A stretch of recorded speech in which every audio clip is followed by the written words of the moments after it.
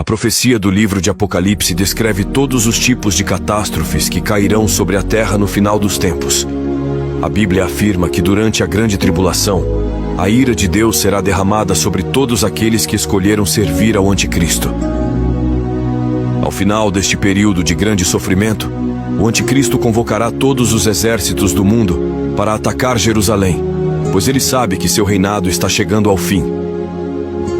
O profeta Zacarias disse: Eis que o dia do Senhor vem, quando os seus bens serão divididos no meio de vocês. Reunirei todas as nações para lutarem contra Jerusalém. A cidade será conquistada, as casas serão saqueadas e as mulheres violadas. Metade da população será levada para o exílio, mas o resto do povo não será tirado da cidade.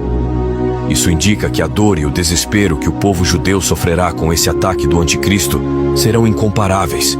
Nem mesmo os anos do Holocausto e as décadas de guerras com outros países do Oriente Médio poderão ser comparados com o sofrimento que está por vir.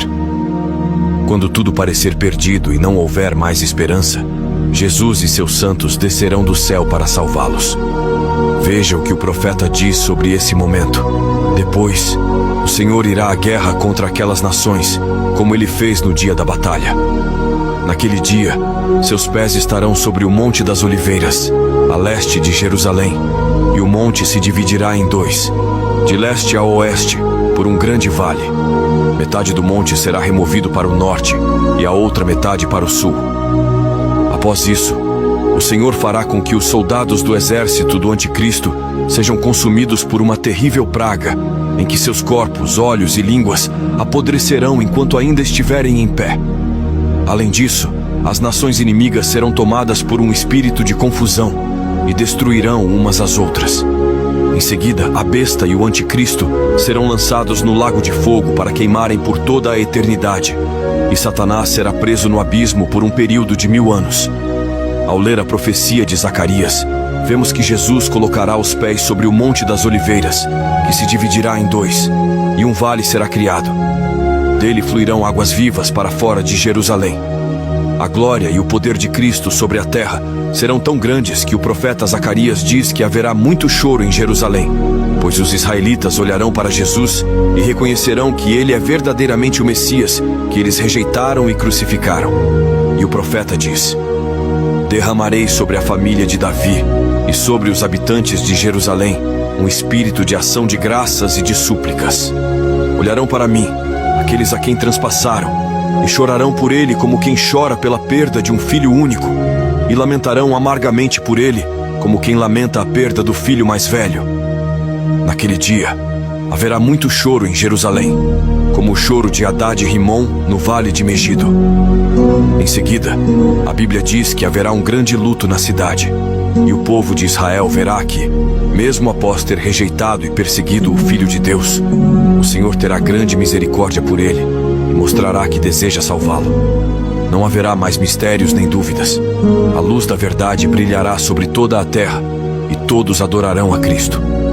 Isso marcará o início de uma época gloriosa que será chamada de milênio. O Senhor fará de Jerusalém a capital do mundo e a elevará acima das colinas.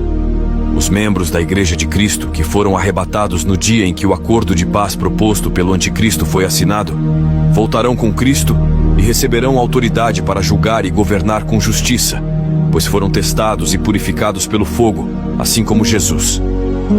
A Bíblia diz: Felizes e santos os que participam da primeira ressurreição. A segunda morte não tem poder sobre eles.